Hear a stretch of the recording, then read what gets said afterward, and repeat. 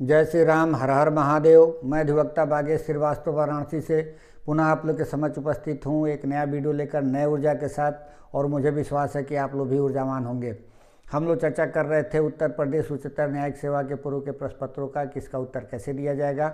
आज घातांक से आगे का चर्चा करेंगे। उत्तर प्रदेश का जो 2018 में हुआ था पार्ट 1, उसका प्रोसीजरल लॉ का पेपर हम लोग सॉल्व कर रहे थे। 2 क्वेश्चन उसमें हम लोगों ने कर लिया था। तीसरे क्वेश्चन से हम लोग आज चर्चा करेंगे। विषय पे आने से पहले मेरा निवेदन है कि अभी तक मेरे इस चैनल को जिन व्यक्तियों द्वारा सब्सक्राइब नहीं किया गया है, कृपया सब्सक्राइब जरूर कर लें, बेल आइकन पे क्लिक कर दें, ताकि जब भी मैं कोई वीडियो अपलोड करूं तो इसकी सूचना आपको तुरंत मिल जाए। साथ में वीडियो पसंद आए तो लाइक भी करें। किसी प्रकार का सजेशन हो तो उसको भी कमेंट बॉक्स में जरूर कमेंट करें। विलंब न करते हुए विषय पर आते हैं। क्वेश्चन नंबर 3.1, सिविल वादों में संधिपत्र का विस्तार क्या है? क्या संधिपत्र में ऐसी संपत्ति सम्मिलित की जा सकती है जो वाद की विषय वस्तु नहीं है? संधिपत्र के मामले में विबंध का सिद्धांत कहाँ तक लागू होता है, वर्णन कीजिए। देखिए, ये सिविल प्रक्रिया संहिता का जो आदेश 23 है, उसका नियम 3A या 3B पर आधारित ये क्वेश्चन है। उसमें बताया गया है कि न्यायालय के समक्ष यदि पक्षकारों द्वारा कोई ऐसा करार हो या कोई ऐसा एग्रीमेंट हो या कोई ऐसा समझौता हो जो कि किसी वाद के विषय वस्तु को तुष्टि कर रहा हो या विषय वस्तु से हटके भी कोई विषय वस्तु है उसको भी तुष्ट कर रहा है, तो उस पर वो एक आज्ञप्ति पारित कर सकता है। और उसी में ये भी कहा गया है जो आदेश 23 नियम 3A में, कि इसका विस्तार जो है अपील में ये होगा कि केवल इस आधार पर चैलेंज नहीं किया जाएगा कि वो विधि विरुद्ध था।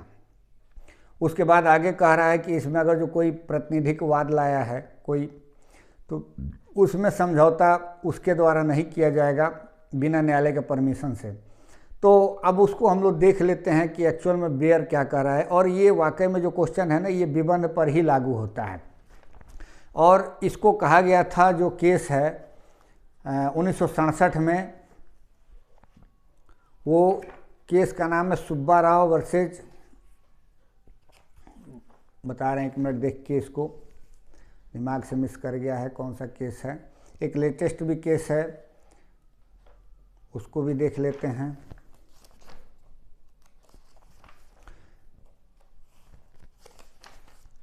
देखिए, ये कह रहा है कि सुब्बा राव बनाम वलूरी जगन्नाथा, ये 1967 का मामला है। इसमें कहा गया था कि इस पे विबंध का ही सिद्धांत लागू होगा, मतलब प्रांग न्याय का सिद्धांत लागू नहीं होगा अगर जो कोई समझौता के आधार पर आज्ञप्ति न्यायालय द्वारा पारित किया गया है।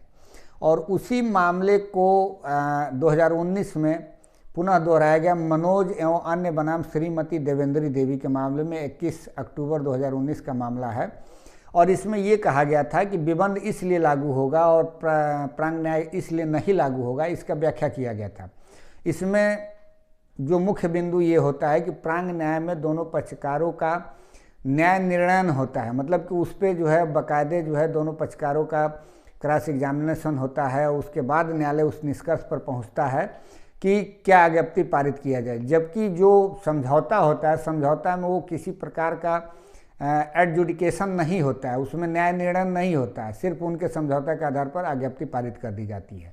तो यही बात कही गई थी। अब चूंकि बेयर क्या कह रहा है, इसका देख लेते हैं। आदेश 23 नियम 3 को, करवाद में समझौता, जहां न्यायालय को समाधानप्रद रूप से यह साबित कर दिया जाता है कि वाद पक्षकारों द्वारा लिखित और हस्ताक्षरित किसी विधिपूर्ण करार या समझौते के द्वारा पूर्णतः या भागतः समायोजित किया जा चुका है। मतलब कि ये कोई जरूर नहीं है कि पूरा का पूरा वो वाद को समायोजित किया जाए, भागतः भी किया जा सकता है।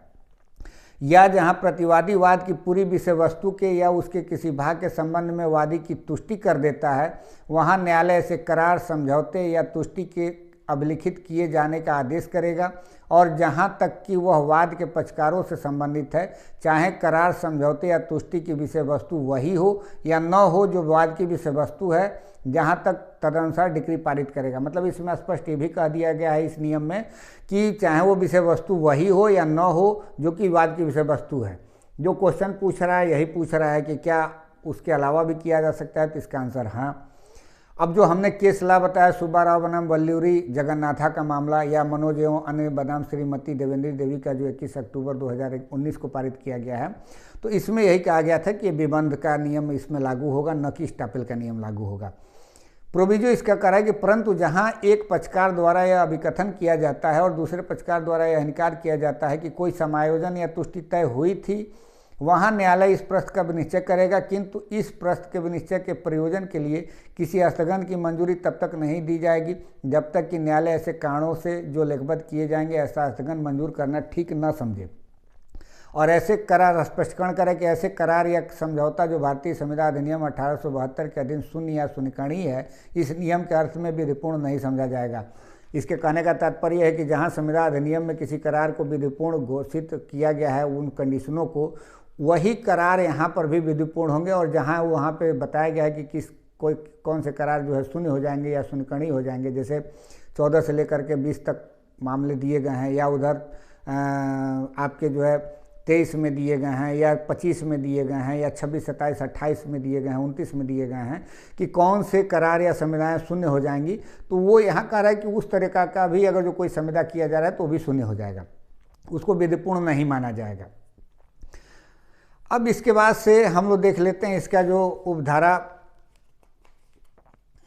कह रहे हैं, जो उपनियम है, नियम 3A, ये कह रहा है कि कोई डिक्री अपास्त करने के लिए कोई वाद इस आधार पर नहीं लाया जाएगा कि वह समझौता जिस पर डिक्री आधारित है विधिपूर्ण नहीं था, ये भी ये बात कह रहा है। और 3B इसका कह रहा है, नियम 3B धारा आदेश 23 का, कि प्रतिनिधि वाद में कोई करार या समझौता न्यायालय की इजाज़त के बिना प्रविष्ट न किया जाना। उपनियम 1 कह रहा है कि प्रतिनिधि वाद में कोई करार या समझौता न्यायालय की ऐसी इजाज़त के बिना जो कार्रवाई में अव्यक्त रूप से अभिलिखित हो नहीं किया जाएगा, और न्यायालय की इस प्रकार से अभिलिखित इजाज़त के बिना किया गया ऐसा कोई करार या समझौता शून्य होगा। दूसरा इसका उपनियम कह रहा है कि ऐसी इजाज़त मंजूर करने के पूर्व न्यायालय ऐसी रीति से सूचना जिसे वह ठीक समझे ऐसे व्यक्तियों को देगा जिसके बारे में उसे यह प्रतीत हो कि वाद में हितबद्ध हैं। अब प्रतिनिधिक वाद से स्पष्टीकरण में बता रहे कि क्या होगा, तो ये कह रहा है धारा 91 या धारा 92 के अधीन कोई वाद हो, या आदेश 1 के नियम 8 के अधीन कोई वाद हो, या ग कह रहा है कि वह वाद जिसे हिंदू अविभक्त कुटुंब का कर्ता कुटुंब के अन्य सदस्यों का प्रतिनिधित्व करते हुए चलाता है उसके विरुद्ध चलाया जाता है, या आखिरी घ कह रहा है कि कोई अन्य वाद जिसमें पारित डिक्री इस संहिता के या तत्समय प्रयुक्त किसी अन्य विधि के उपबंधों के आधार पर किसी ऐसे व्यक्ति जो वाद में पक्षकार के रूप में नामित नहीं है आबद्ध करती हो। तो इस तरीके से एक संधि पत्र पर आधारित, मतलब समझौता के आधार पर न्यायालय द्वारा आपत्ति पारित की जा सकती है, चाहे वो उसी वाद विषय की विषय वस्तु से संबंधित हो या कोई अन्य हो। इसके अलावा ये भी कह रहा है कि वहाँ पे विबंध का ही केवल नियम लागू होगा, स्टापेल का नियम लागू नहीं होगा। अब हम लोग नेक्स्ट क्वेश्चन देख लेते हैं। तो नेक्स्ट क्वेश्चन ये कह रहा है, क्वेश्चन नंबर 3 का दूसरा, प्रांग न्याय और विचाराधीन न्याय में विभेद कीजिए, क्या सह प्रतिवादियों के मध्य प्रांग न्याय का सिद्धांत लागू होता है। देखिए ये सीधा सीधा धारा 10 और धारा 11 पर आधारित क्वेश्चन है, और उसमें बता रहा है कि कब जो है लागू होगा, कब लागू नहीं होगा। तो सह प्रतिवादियों के भी मध्य ये प्रांग न्याय का सिद्धांत लागू होता है, और सहवादियों के विरुद्ध भी प्रांग न्याय का नियम लागू होता है। तो सबसे पहले तो हम लोग ये देख लेते हैं कि अंतर क्या है। तो अंतर में ये है कि जब कोई विचाराधीन वाद की बात की जाती है तो उसमें जो आगे का कोई वो क्या होता है, मुकदमा होते हैं जो उन्हीं के बीच में ऐसा कोई संस्थित किया गया, उसी को रोका जाता है। जबकि प्रांग न्याय में क्या होता है कि पहले जो डिसाइड हो गया होता है उसको रोका जाता है, आगे किसी उसी मैटर पे कोई वाद लाने पर वर्जन किया जाता है। ये जरूरी नहीं है कि वो मामला पहले संस्थित किया गया था कि बाद में किया गया था, डिसीजन पहले आना चाहिए। दूसरा प्रांग न्याय का अंतर जो इसमें है वो दिया गया है कि जो कुछ भी है, जो प्रांग न्याय का सिद्धांत होता है वो वाद की बहुलता को रोकने के लिए बताता है कि मतलब इसके वजह से इसको प्रांग न्याय का सिद्धांत लागू किया गया है। जबकि विचाराधीन वाद जो है वो कहीं ना कहीं से दो न्यायालयों के निर्णय को, टकराहट को रोकने के लिए होता है। और इसी तरीके से अन्य कई भी इसमें चाहें तो जैसे कंस्ट्रक्टिव जो रेस जुडिकाटा होता है वो भी इसमें लागू होता है, जबकि विचाराधीन न्याय में वाद में नहीं होता है। या कलेक्टरी या इंसिडेंटियल जो मामले होते हैं, जैसे प्रांग न्याय में होता है ना कि प्रांग न्याय में कोई संपार्श्विक हो या कोई इंसिडेंटल टाइप का कोई मामला हो तो प्रांग न्याय उस पर लागू नहीं होता है, जबकि विचाराधीन वाद उस पर लागू होता है। तो इस तरीके से आप इसका अंतर देख सकते हैं। अब ये कह रहा है कि सहप्रतिवादियों के विरुद्ध कब लागू होता है, तो उसमें 4 कंडीशन दिए गए हैं कि कब ये लागू होता है, उसको हम लोग देख लेते हैं। तो ये कह रहा है कि जहाँ सहवादियों के हित परस्पर विरोधी हों, सहवादियों के बीच में 3 कंडीशन है, सहप्रतिवादियों के लिए 4 कंडीशन दिए गए हैं। ये कह रहा है कि जहाँ सहप्रतिवादी पूर्ववर्ती वाद में आवश्यक या उचित पक्षकार वही हो। दूसरा कह रहा है कि सहप्रतिवादियों के हित परस्पर विरोधी हों। तीसरा कह रहा है कि सहप्रतिवादियों के ऐसे परस्पर विरोधी हित पर निर्णय करना आवश्यक है ताकि वादी को मांगा गया अंतोष प्रदान किया जा सके। और चौथा कह रहा है कि ऐसा प्रश्न जिसमें सहप्रतिवादियों के परस्पर विरोधी हित हों न्यायालय द्वारा सुना गया और उस पर अंतिम रूप से विनिश्चय किया गया हो, तो यह सहप्रतिवादियों के बीच में भी प्रांग न्याय लागू होगा। अब इसमें चूंकि क्वेश्चन नहीं पूछा है, लेकिन आप लोग को सहवादियों के विरुद्ध भी लागू होता है, इसको भी देख लेना जरूरी है, क्योंकि हो सकता है क्वेश्चन यही आ जाए। तो इसमें 3 कंडीशन बताए गए। ये कह रहा है कि सहवादियों के हित परस्पर विरोधी हों, सहवादियों के ऐसे परस्पर विरोधी हित पर निर्णय करना आवश्यक है ताकि वादियों को प्रतिवादियों के विरुद्ध अनुतोष प्रदान किया जा सके, और ऐसे प्रश्न जिसमें सहवादियों के हित परस्पर विरोधी हों न्यायालय द्वारा सुना गया और उस पर अंतिम रूप से विनिश्चय किया गया हो। तो ये कह रहा है कि इस पर सहप्रतिवादियों और सहवादियों पर भी यह नियम लागू होगा। अब क्वेश्चन नंबर 3 का जो तीसरा है उसको देख लेते हैं। ये कह रहा है कि सह अभियुक्त की शिनाख्त परेड तथा इसका साक्ष्य में क्या मूल्य है। दंड प्रक्रिया संहिता 1973 एवं भारतीय साक्ष्य अधिनियम 1872 में इस बारे में दिए गए संबंधित प्रावधानों के संदर्भ में विवेचना कीजिए। देखिए, जब एविडेंस एक्ट का धारा 9 आप पढ़ते हैं, उसमें किसी वस्तु या व्यक्ति की अनन्यता के बारे में कोई बात आती है तो उसको रिलेवेंट घोषित किया गया, तो वहाँ पे ये बात कही गई है। उसी प्रकार जब सीआरपीसी की बात आप करते हैं तो सीआरपीसी में धारा 54 A की बात करते हैं कि जब किसी व्यक्ति का जो अपराधी है उसका शिनाख्त कराना जरूरी हो जाता है, तब ये क्या प्रक्रिया अपनाई जाएगी। और उसमें प्रोसीजर यदि एविडेंस के रूप में आता है, मतलब जो डॉक्यूमेंट के फॉर्म में बना करके किसी प्रकार का रिपोर्ट बना करके भेजा जाता है मजिस्ट्रेट द्वारा, तो ज़रूरी नहीं है कि उसका क्रॉस एग्जामिनेशन ही किया जाए। यह बात धारा 291 A में दिया गया है। तो हम तीनों धाराओं को एक बार देख लेते हैं।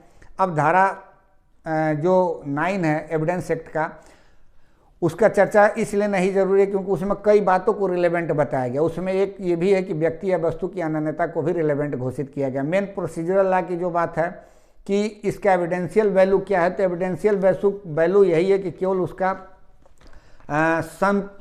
संपोषक साक्ष्य के रूप में प्रयोग किया जा सकता है, न कि एक सारवान साक्ष्य के रूप में किया जा सकता है, क्योंकि एकमात्र केवल शिनाख्त के आधार पर जजमेंट नहीं दिया जा सकता है।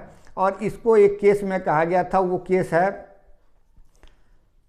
उसका नाम है आपका इकबाल और अन्य बनाम उत्तर प्रदेश राज्य जो है 2015 का मामला है। इसमें कहा गया था कि केवल साक्षी की गवाही और उसके द्वारा पहचान परेड में पहचान करने के आधार पर अभियुक्त अपराधी की दोष सिद्धि नहीं की जा सकती। पहचान परेड में अभियुक्त के पहचान का साक्ष्य मूलभूत साक्ष्य नहीं होता है, इसकी प्रकृति केवल संपुष्टि कारक होती है, अतः मात्र शिनाख्त परेड के आधार पर अभियुक्त की दोष सिद्धि नहीं की जा सकती है। तो इस तरीके से यहाँ पे ये बोल दिया गया, इसका एविडेंशियल वैल्यू यही है। इसके पहले भी तमाम केसों में कहा गया था, लेकिन ये लेटेस्ट केस है 2015 का। अब हम लोग दंड प्रक्रिया संहिता का जो धारा 54 A है, 54 A, उसको देख लेते हैं कि उसमें क्या व्यवस्था दी गई है। तो इसमें ये कह रहा है कि गिरफ्तार व्यक्ति की शिनाख्त, ये कह रहा है कि जहां कोई व्यक्ति किसी अपराध को करने के आरोप पर गिरफ्तार किया जाता है और उसकी शिनाख्त किसी अन्य व्यक्ति या व्यक्तियों द्वारा ऐसे अपराधों के अन्वेषण के लिए आवश्यक समझी जाती है, तो वहाँ वह न्यायालय जिसकी अधिकारिता है पुलिस थाने के भारसाधक अधिकारी के निवेदन पर गिरफ्तार किए गए व्यक्ति की ऐसी रीति से जो न्यायालय ठीक समझता है किसी अन्य व्यक्ति की या किन्हीं अन्य व्यक्तियों द्वारा शिनाख्त कराने का आदेश दे सकेगा। अब ये बात कह दिया गया है, प्रोविजो इसका कह रहा है कि परंतु यदि गिरफ्तार किए गए व्यक्ति की शिनाख्त करने वाला व्यक्ति मानसिक या शारीरिक रूप से निःशक्त है तो शिनाख्त करने की ऐसी प्रक्रिया न्यायिक मजिस्ट्रेट के पर्यवेक्षण के अधीन होगी, जो यह सुनिश्चित करने के लिए समुचित कदम उठाएगा कि उस व्यक्ति द्वारा गिरफ्तार किए गए व्यक्ति की उन पद्धतियों का प्रयोग करते हुए शिनाख्त की जाए जो उस व्यक्ति के लिए सुविधापूर्ण हो। इसका भी एक प्रोविजो कर रहा है कि परंतु यह और कि यदि गिरफ्तार किए गए व्यक्ति की शिनाख्त करने वाला व्यक्ति मानसिक या शारीरिक रूप से निःशक्त है तो शिनाख्त किए जाने की प्रक्रिया की वीडियो फिल्म तैयार की जाएगी। तो इतना तो ये प्रक्रिया हो गया। अब कोई रिपोर्ट बना करके मजिस्ट्रेट द्वारा या कार्यपालक मजिस्ट्रेट द्वारा भेजा जाता है न्यायालय में, तो जरूरी नहीं है कि उसका क्रॉस एग्जामिनेशन हो। यही बात धारा 291 क में दिया गया है, तो इसको भी देख लेते हैं एक बार हम लोग। तो ये कह रहा है 291 क मजिस्ट्रेट की शिनाख्त रिपोर्ट, कोई उपधारा एक कह रहा है कि कोई दस्तावेज जिसका किसी व्यक्ति या संपत्ति के संबंध में किसी कार्यपालक मजिस्ट्रेट की स्व हस्ताक्षरित शिनाख्त रिपोर्ट होना तात्पर्य है, इस संहिता के अधीन किसी जांच, विचारण या अन्य कार्रवाई में साक्ष्य के रूप में उपयोग में लाया जा सकेगा, यद्यपि ऐसे मजिस्ट्रेट को साक्षी के तौर पर नहीं बुलाया गया है। मतलब उसके एविडेंशियल वैल्यू को एक वैल्यू दिया जा रहा है। अगर जो कोई कार्यपालक मजिस्ट्रेट है तो जरूर नहीं कि उसका क्रॉस एग्जामिनेशन ही हो, उसके रिपोर्ट पर ही उस चीज़ को माना जाएगा कि वो सही है। प्रोविजो कर रहा है कि जहाँ ऐसी रिपोर्ट में ऐसे किसी संदिग्ध व्यक्ति या साक्षी का विवरण है जिसे भारतीय साक्ष्य अधिनियम की यथास्थिति धारा 21, धारा 32 या धारा 33 या धारा 155 या धारा 157 के बंद लागू होते हैं, वहाँ ऐसा विवरण इस उपधारा के अधीन उन धाराओं को बंदों के अनुसार के सिवा उपयोग में नहीं लाया जाएगा। मतलब जहाँ धारा 32 की बात आती है तो ये पहले साबित करना होगा कि वो व्यक्ति मर गया है, मिल नहीं सकता, या विलम्ब या व्यय के बिना प्राप्त नहीं किया जा सकता, या धारा 33 में फर्दर प्रोसीडिंग में कोई व्यक्ति एविडेंस दे के अगर जो वो उपलब्धता उसकी नहीं है तब वो लागू होगा। तो वहाँ पर ऐसे व्यक्तियों का क्रॉस एग्जामिनेशन होना जरूरी होता है। यही बात वहाँ कहा गया एविडेंस एक्ट में। तो उसी को ये कह रहा है कि अगर जो कुछ भी वहाँ बातें कही गई हैं तो उसमें ये जो धारा 1 है वह नियम लागू नहीं होगा, वो साधारण नियम है, सामान्य नियम है। लेकिन प्रोविजो ये कह रहा है कि जब ऐसा कोई कंडीशन एविडेंस एक्ट का, तब उसका क्रॉस एग्जामिनेशन के बिना उस साक्ष्य को ग्रहण नहीं किया जाएगा। अब धारा 2 इसका कह रहा है कि न्यायालय यदि ये ठीक समझता है और अभियोजन या अभियुक्त के आवेदन पर ऐसे मजिस्ट्रेट को समन कर सकेगा और उक्त रिपोर्ट की विषय वस्तु के बारे में उसकी परीक्षा कर सकेगा और करेगा। तो इस तरीके से इस क्वेश्चन का हम लोग आंसर पूर्ण कर सकते हैं। अब क्वेश्चन नंबर इसका 3 का जो 4 है उसमें कह रहा है कि निम्न पर लघु टिप्पणी लिखिए। ये कह रहा है कि प्रतिस्थापित तामील और सिविल प्रक्रिया संहिता 1908 के भाग 3 के अंतर्गत उच्च न्यायालय को निर्देश।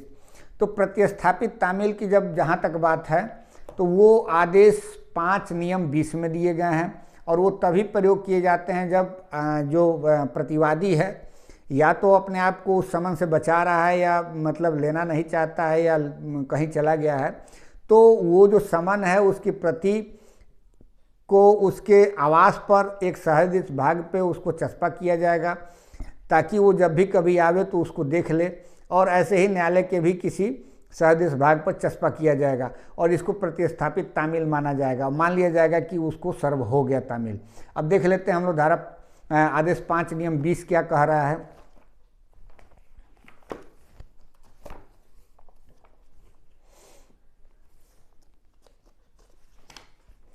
ये कह रहा प्रतिस्थापित तामील,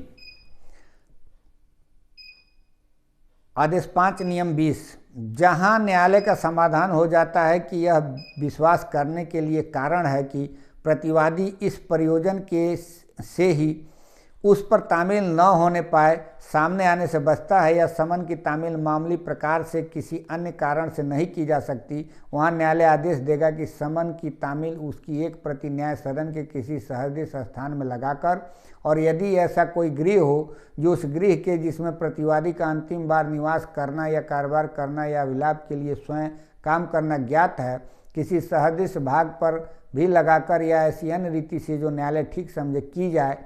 और इसका उपनियम 1 ये कह रहा है कि जहां नियम उपनियम 1 के अधीन कार्य करने वाला न्यायालय समाचार पत्र में विज्ञापन द्वारा तामील का आदेश करता है, वहां वह समाचार पत्र ऐसी दैनिक समाचार पत्र होगा जिसका परिचालन उस स्थानीय क्षेत्र में होता है।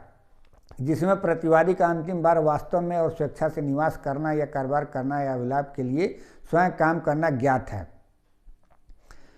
अब ये जो प्रभाव है उसका नियम 2 बताता है। उपनियम 2 कह रहा है कि प्रतिस्थापित तामील का प्रभाव क्या होगा। न्यायालय के आदेश द्वारा प्रतिस्थापित तामील इस प्रकार प्रभावी होगी मानो वह स्वयं प्रतिवादी पर की गई हो। इसका उपनियम 3 बताता है कि जहां तामील प्रतिस्थापित की गई हो वहां उपसंजाति के लिए समय का नियत किया जाना। जहां तामील न्यायालय के आदेश द्वारा प्रतिस्थापित की गई है वहां न्यायालय प्रतिवादी को उपसंजाति के लिए ऐसा समय नियत करेगा जो उस मामले में अपेक्षित हो। मतलब उसी में यह बात भी लिखा गया होगा कि आपको कब उपस्थित होना है। तो इस तरीके से एक प्रतिस्थापित तामील उन कंडीशनों में दिया जाता है जहां प्रतिवादी अपने आप को बचाता है समन के तामील होने से। अब इसके बाद से आता है कि सिविल प्रक्रिया संहिता के 1908 के भाग 8 के अंतर्गत उच्च न्यायालय को निर्देश का जब हम लोग चैप्टर पढ़ते हैं धारा 113 तो उसमें बताया गया है कि निर्देश किन मामलों में होता है। तो पहले तो आप चाहे सीआरपीसी पढ़ें चाहे सीपीसी पढ़ें, दोनों में बातें जो कही गई हैं निर्देश के मामले में वो दोनों सेम है। मतलब कि कहीं ऐसा कोई नियम है, विनियम है या कोई ऐसा उपनियम है जो विधिमान्य नहीं रह गया है या उस पर कोई डिस्प्यूट है कि विधिमान्य है कि नहीं, यानी कि चलन में नहीं रह गया है और उस पर सुप्रीम कोर्ट द्वारा या हाई कोर्ट द्वारा जिसको सबऑर्डिनेट है किसी प्रकार का कोई डिसीजन नहीं आया है, तो उस मामले में उसको निर्देश के लिए भेज दिया जाता है। अब इसमें जो सीपीसी की बात जहाँ तक है तो इसमें 2 नियम है। एक तो सामान्य नियम बात कहा गया है कि वो कर भी सकता है नहीं भी कर सकता है किसी मामले में। दूसरा उसमें जो प्रोविजो दिया है वो मैंडेटरी है, उसमें करना ही है इनको। तो हम लोग धारा 113 देख लेते हैं और इसमें आदेश 46 से रिलेट करके पढ़ना होता है, उसको भी देख लिया जाता है। तो ये कह रहा है कि उन धारा 113 उन शर्तों और परिसीमाओं के अधीन रहते हुए जो विहित की जाए कोई भी न्यायालय मामले का कथन करके उसे उच्च न्यायालय की राय के लिए निर्देशित कर सकेगा और उच्च न्यायालय उस पर ऐसा कर सकेगा जो वह ठीक समझे। ये तो एक सामान्य नियम है, यहाँ बाध्यता नहीं हो, चाहे तो करे चाहे तो न करे।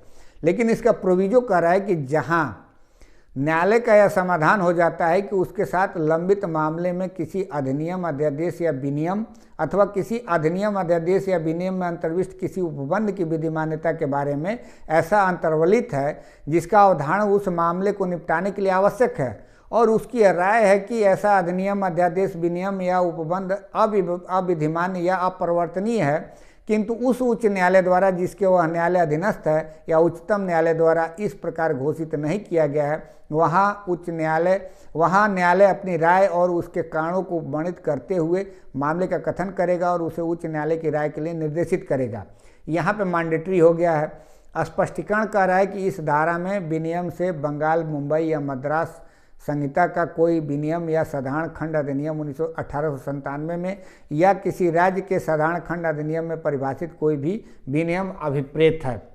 तो ये तो धारा 113 हो गया। अब हम लोग आदेश 46 को देख लेते हैं, बहुत छोटा आदेश है। उसमें क्या कहा गया है? तो उसमें ये कहा गया है कि जब कोई 2 पार्ट में इसमें भी बांटा गया है। एक तो जो इसका पैरा है उसके बारे में कहा गया है और दूसरा इसके प्रोविजो के बारे में कहा गया। तो प्रोविजो में सीधे सीधे ये कह दिया कि जो भी नियम सामान्य नियम के लिए लागू होंगे वही नियम उसके लिए भी लागू हो जाएंगे। आदेश 46 को हम लोग देख लेते हैं।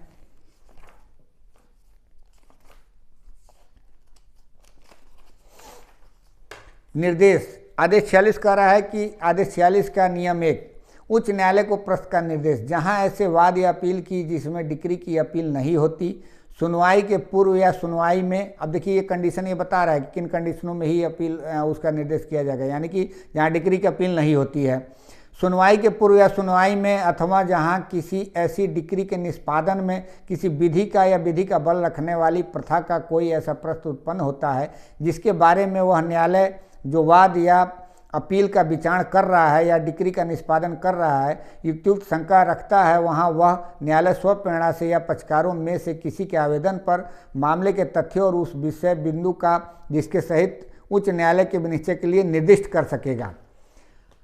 अब ये तो नियम 1 कह दिया। नियम 2 इसका कह रहा है कि न्यायालय ऐसी डिक्री पारित कर सकेगा जो उच्च न्यायालय के विनिश्चय पर समाश्रित है। मतलब अगर जो चाहे तो वेट करे या चाहे तो वेट न करे, तब भी वो समाश्रित रहेगा जो भी उसका निर्णय किया जाएगा उस न्यायालय द्वारा।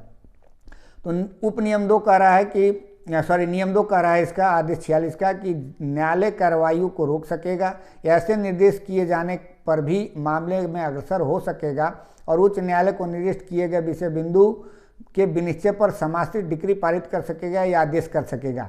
किंतु किसी भी ऐसे मामले में जिसमें ऐसा निर्देश किया गया है, कोई भी डिक्री या आदेश निष्पादन नहीं किया जाएगा जब तक कि उस निर्देश पर उच्च न्यायालय के निर्णय की प्राप्ति न प्राप्त हो जाए। मतलब डिक्री भले पारित कर दिया जाएगा न्यायालय द्वारा, लेकिन उसका इंतजार तब तक किया जाएगा जब तक उच्च न्यायालय द्वारा निर्देश पे कोई डिसीजन करके उस न्यायालय को प्रेषित न किया जाए।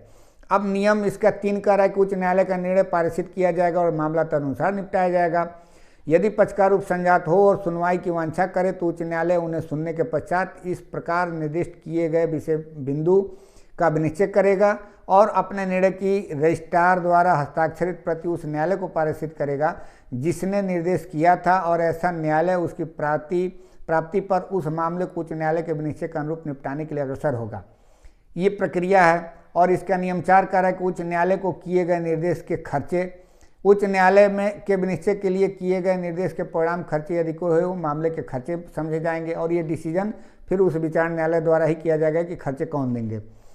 इसका जो 4 कैपिटल ए है नियम, ये बहुत इंपॉर्टेंट है। ये कह रहा है कि धारा 113 के परंतु के अधीन उच्च न्यायालय द्वारा निर्देश किया जाएगा तो उसमें क्या प्रक्रिया होगा। तो कह रहा है न्यायालय द्वारा धारा 113 के परंतु के अधीन किए गए किसी भी निर्देश को नियम 2, 3 और नियम 4 के उपबंध वैसे ही लागू होंगे जैसे वे नियम 1 के अधीन किए गए निर्देश को लागू होते हैं। मतलब इसमें अलग से व्यवस्था नहीं कर रहा है, रेफर कर दे रहा है 1 से लेकर 2, 3, 4 तक में।